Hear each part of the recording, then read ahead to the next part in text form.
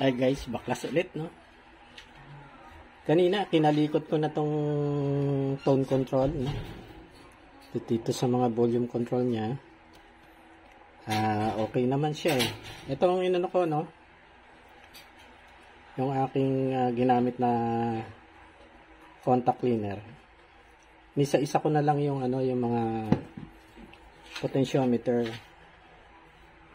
Tapos naano kasi ako, parang nailang ako dun sa tunog, may parang kasamang mahinang ugong sumasabay dun sa sound, eh. Kaya inaano ko muna, ina-isolate ko kung saan ko makukuha yung ano. Kaya yung motherboard naman ngayon yung ano ko, yung aking tinanggal. Ngayon nga naman yung motherboard, no? Tinanggal ko na pati dito, tsaka itong mga pre-drive transistor. May nakukuha kasi akong ano, output voltage, DC output voltage na mababa ng 0.12, pero nakaka-apekto rin sa sound. Yun. Dati ano lang, yung channel A lang, eh. Ngayon channel B na rin, meron na rin, eh. Kaya ano ko muna, no? Ito yung kanyang op-amp, po. Ito yung una kong pinalitan dito, eh. Yan, may power fluctuation. Ito yan. Ito yung nasira. Palitan ko. Ngayong last time, ito namang ano, filter capacitors, no? Ano pala guys to? Ito pala yung output, no? Yung sa speaker, hindi pala yung input. Output ng speaker yung terminal. Ayan, kasi lagi kong natatanggal tong ano to, eh, tong socket na to. Baka magkaroon ng problema. Kaya sinama ko na ng tinanggal. Dito, yung one side niya rito nakahinang na yan, eh. Original yan.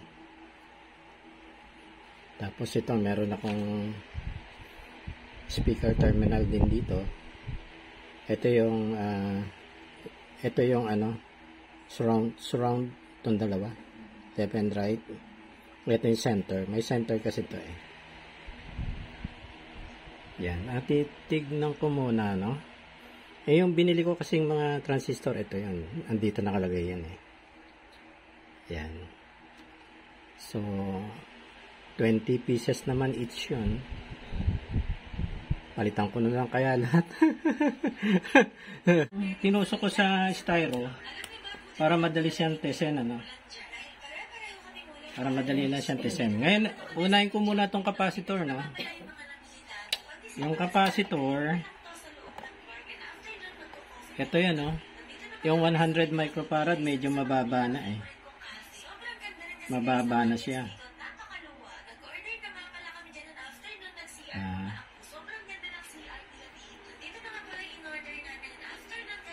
May capacitor tester ako dito, eh. Yan, 88 na lang, oh. 88. So, ang baba na talaga. Baba na. Ito naman.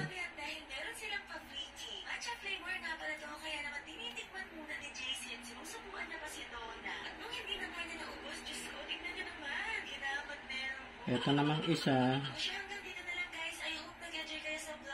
90. 90.6. So, mababa na nga rin.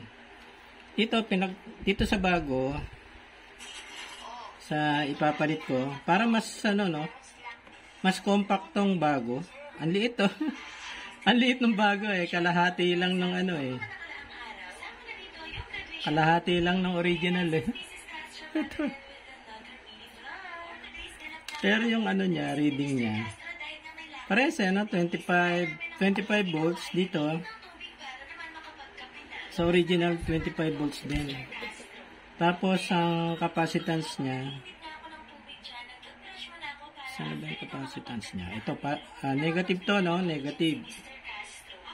Positive. 96.8. Ito naman, ito mas mataas eh. Lumagpas pa eh, oh.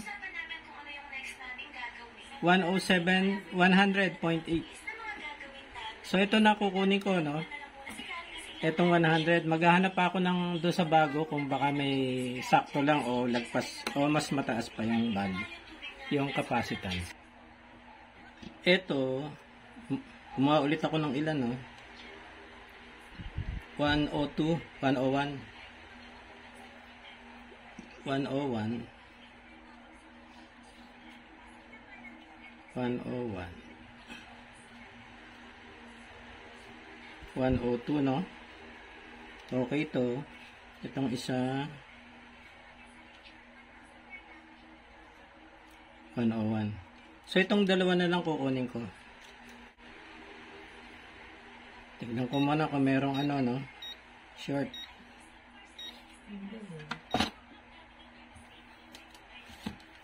Asar muna.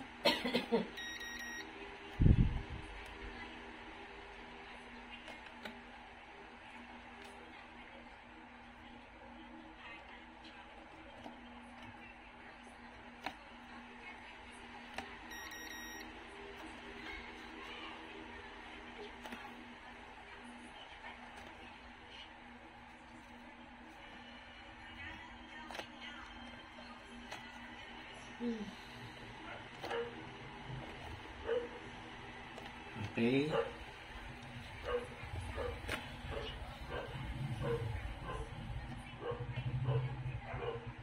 Tingnan ko muna sa short, no, kung meron na. Pwede nga rin sa ano eh, sa analog yan, no, mas maganda pa eh.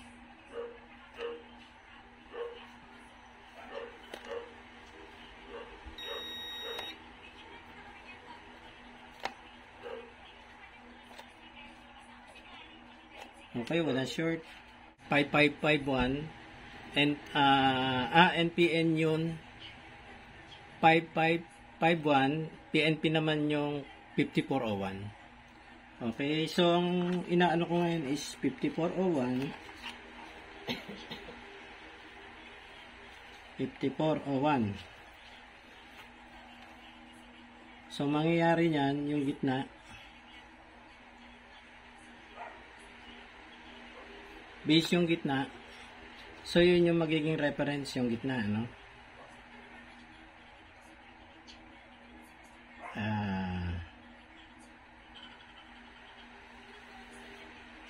PNP. PNP.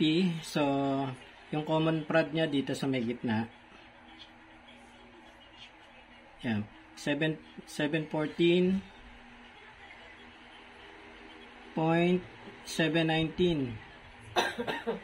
Yung base to collector and collector to, and base to emitter.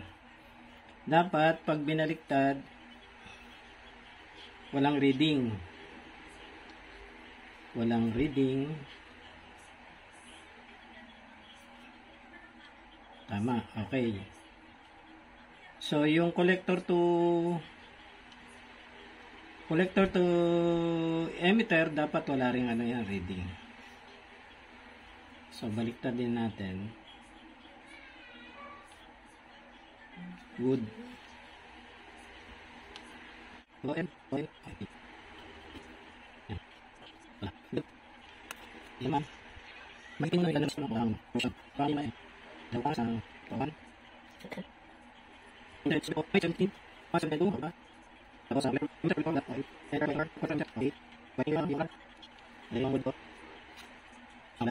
so, good. Okay, tapos na.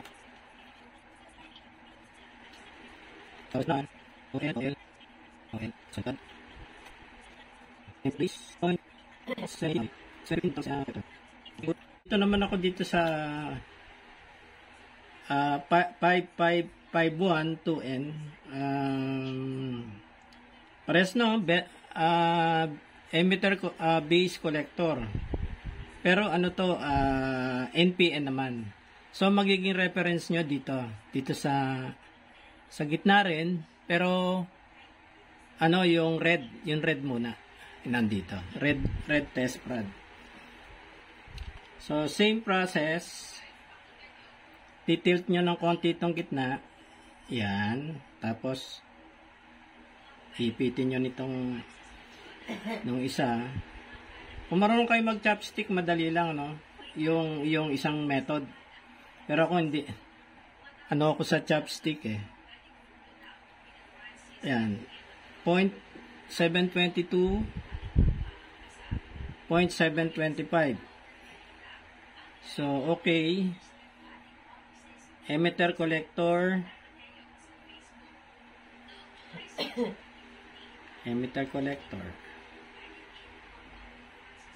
Wala. Tapos, babalik rin ko. Ito yan. Ito namang black. Ang ilalagay ko dito sa gitna. Dapat wala tong ano. OL. So, okay to. Good. Tatapusin ko na muna lahat, no? Itong 2N5551. Okay guys, tested okay lahat eh. Naku. Ang nakuha ko ng trouble, itong capacitor. Itong original niya, yan, medyo may umido sa ilalim. Ayan, yan o. Tsaka mababa na yung ano niya, yung capacitance rating niya, medyo mababa. Value niya, mababa na. So, ito papalitan ko.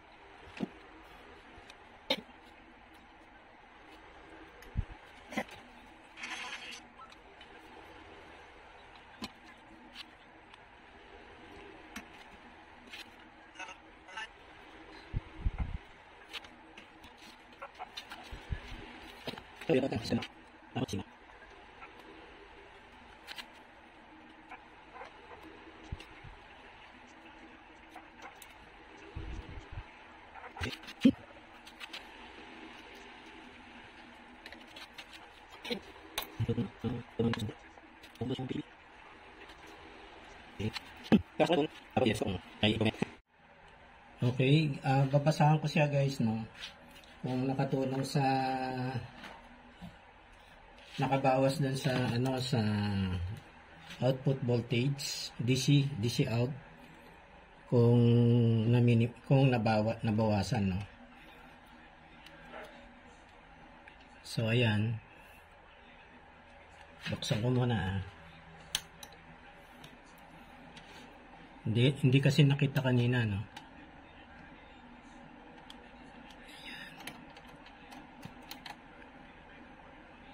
Oh, 0.001. Ito 0 na nga, ano? 0.001. 0.001. So, nakatulong, no? Ano na eh, na-negligible na yung ano eh, yung kanyang DC out. So, magkakabit na ako ng speaker. Ito muna ako sa set A. Isa.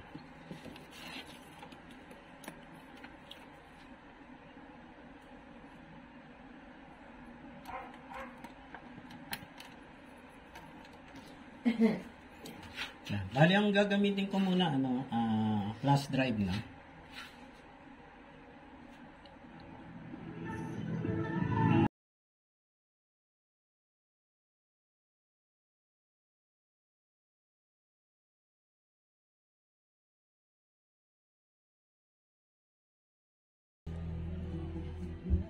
Ayan na guys, naisampa ko na ulit.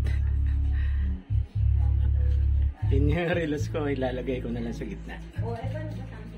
Magana na ulit guys, ganda na. Pantay na yung tunog niya. Hindi lang pwedeng makaka-copyright kasi. Okay.